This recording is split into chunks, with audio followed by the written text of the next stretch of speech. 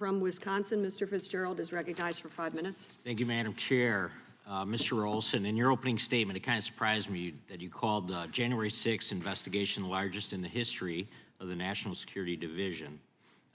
I'm just surprised that you kind of led with that in your opening statement.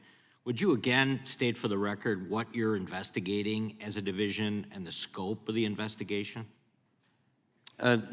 Sir, with respect to January 6th in particular? Right. Yes.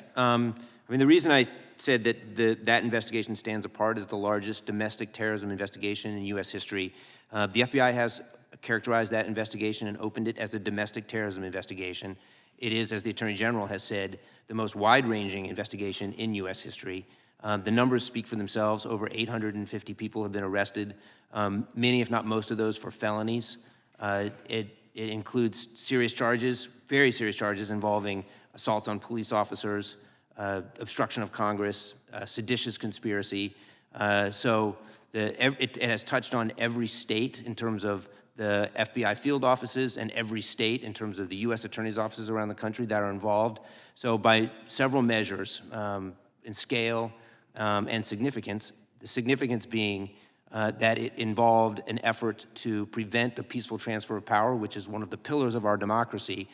By all of those measures, I feel justified in describing it as an investigation that stands apart in our history. So you yourself said the division investigates, quote, threats of violence. What threats was the division aware of on the days that led up to January 6th? So I think there's, I don't know exactly how to respond to the question of what threats the National Security Division was aware of, because I wasn't at the National Security Division at the time. I came in the office later. I do think that there was information. You're aware of what the investigation includes at this point, I'm sure, right? Absolutely. Again, we're working on that case in partnership with the D.C. Would you say that DOJ and the FBI failed to anticipate the threats of January 6th or failed to prepare for the threats?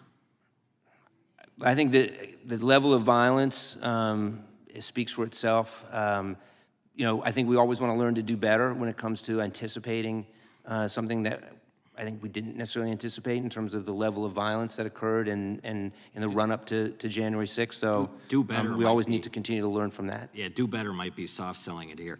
Has there been any coordination between the DOJ and the House of Representatives January 6th committee?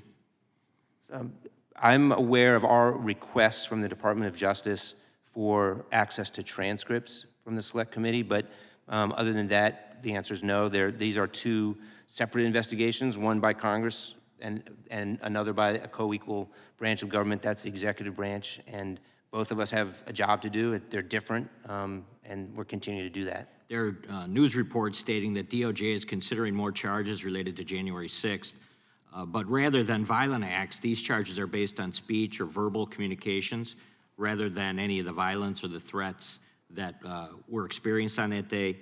Is this accurate? Is this actually happening as we sit here today?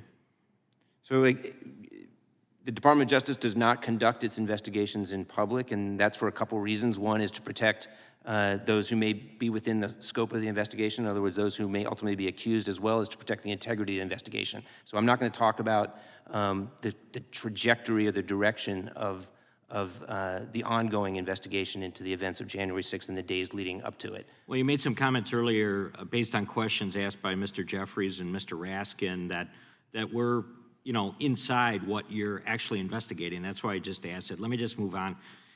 Is what Speaker Pelosi knew regarding potential threats in her preparations or lack thereof something that is off the table, or is that something that could be investigated as well by DOJ? So again, I'm not going to discuss anything about that ongoing investigation. What I can tell you is it's our obligation at the Justice Department to uphold the rule of law. The rule of law is what distinguishes us from dictatorships and autocracies. And a central tenet of the rule of law is that no one, no matter their status, is above the law. And we will continue to pursue the facts and the evidence and apply the law in the course of our investigation of the January 6th attack. In my final 30 seconds, I'd just like to go back to my colleague from Rhode Island pointing out that President Biden's DOJ has endorsed the American Online Innovation and Choice Act. Even after the revisions, several national security officials have raised concerns that the bill could limit U.S. tech companies' ability to fight cyber threats and other national security risks. Are you aware if the Department of Defense or any intelligence agencies outside of DOJ were consulted prior to acting Assistant Attorney General Juan sending the letters of support on the American Online Innovation and Choice Act? It would be normal order for legislation to go through a process that involved a number of different departments and agencies. I know that we were consulted, and I know that ultimately the Department of Justice came out in favor of that legislation, and that national security risks we felt in the national security division were addressed by the legislation and the particular changes that were adopted. The Thank you. I gentleman's yield time back. has expired. I now